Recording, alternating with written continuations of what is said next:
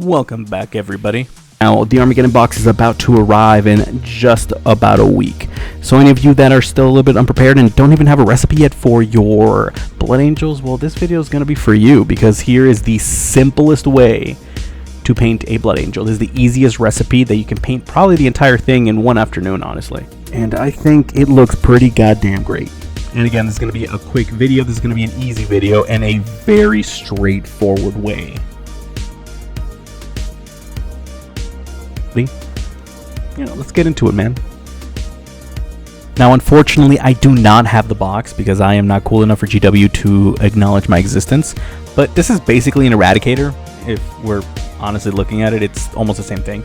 This is actually from the starter kit for Kill Team. But here we're going to start with a black base, and then we're going to use angelic red because, I mean, it's a Blood Angel. Might as well use the angelic red color.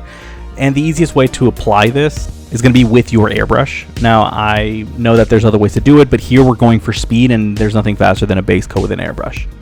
Now, if you don't have an airbrush, there are, inexpensive options. There's going to be a couple down below, but honestly, in Amazon, you can get probably a cheap one for like 50 bucks. Next, we're going to be moving over to the black matte, and that's going to be for the main weapon, and we're going to use it in a couple other spots. It's really simple. Again, we're going for a really simple thing. It's going to be black and silver is going to be the main weapon, which is pretty much as close as it gets when Blood Angels. Blood Angels are pretty simple, to be honest. So black matte is a really nice color. I know there's a couple other ones that are a little bit more sheen. Like I know P3 makes a black, and that one's a little bit more shiny. I'm not a huge fan of that. For me, it's matte all the way. Now, we're also going to be painting the inner part of the shoulder pad. So it's kind of like the opposite of Ultramarines. Ultramarines, you want to paint the trim of it. Here, it's the opposite. You're going to leave the trim as is, and you're just going to paint the inner part of the pauldron black, while keeping the rest of it in that nice red color. You're going to do the same on both pauldrons. I know it'll kind of vary depending on which type of Blood Angel, but honestly, just keep it simple. Make them all the same, because at the end of the day, they're going to look fantastic on the tabletop, especially when they're grouped together. I think that, honestly, whenever you make something like this, even if they're at a tabletop, once they're all on the table, they're going to look fantastic because they all have the same vibe, the same vibrancy, which you can't get whenever they're all like, if you make them all perfect, once you step away 3 feet past it, you're not even going to notice.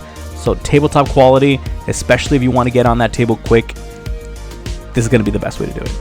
Now, one interesting thing that I did want to do is that one of their knees usually has black and then it has like a decal over it. Now, I didn't do decals in this video. I might do one down the line, but I did like that, design of having the black knee pad. So we did keep that. Here, we're going to use whatever favorite metal you have. This is one of my favorites, and most of my paints are going to be from Warpaints Fanatic. Links down below for the links and everything. The only thing is, with metallic paints, try not to use like your good brushes. Try to use synthetic brushes because the metal flakes get deeper into where the bristles are, and that's what's going to ruin your paints, or your brushes, not your paints. That's what's going to ruin your brushes. So please do not use your good brushes with metallic paints, because you will ruin them, and then you're going to spend a shit ton of money trying to buy new ones. But if you want to buy new ones, there's a link down below. It'll really support my channel. So I appreciate it. And also, if you could like, subscribe, all that good stuff. Now, you're also going to be hitting the back tubes and then the exhaust on his power pack. That's going to be the little ones and also the bigger round ones. I like doing that little detail because I don't know why, it just makes it pop a little bit more. It makes it seem like there's actual moving parts, like there's actually different sections to it, and it's not just one giant blob of, oh, look at me, this is high tech. No, it actually looks like it does something, especially when they're blocked off like that. So that's why I always like doing this, especially with a silver color. You can do it with pretty much any metal, but silver I feel like pops the most because it's such a contrast from the bright red without it being just a complete black or a completely different color. I think the metallic is always going to be nice. Whether you use this silver or any other metallic, I think metals, it just gives it more of a high-tech feel. Now, we're going to be doing flesh super easy. I do want to make a video on painting flesh in different ways, but for now, we're just going to do super simple.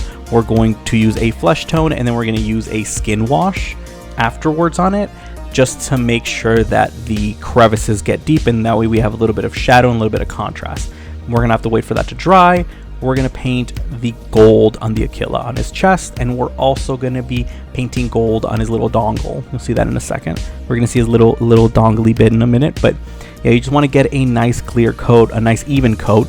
We're going to go over it with a wash later, so don't worry too much about it. And it's such a small spot that it's not as noticeable, so just make sure you have a nice clear coat over it. Those are pretty much the only two metals you're going to use throughout the entire model. Is just that. It's going to be the gold and it's going to be the silver. You're also going to paint on like the little bullets, which I don't think I recorded it, but you paint the little bullets inside the casing as well. But yeah, see, you see a little dangly bit? It's a cute little dongle. And then next we're going to go with the skeleton bone. That's going to go on the purity seal. Purity seal is going to be pretty simple. We're going to use a bone color. Again, we're going to be using a wash over the entire thing, so don't worry too much about it. Just get a nice even coat. Try to get like not so many streaks on it, so that way you can actually, the wash doesn't like look weird. And then after that, you're going to use a different red. Now, it looks very similar on screen, but in person there is a bit of a difference. Unfortunately, it's still not a massive difference, but it's fine. It works. Next, we're going to be painting the leather.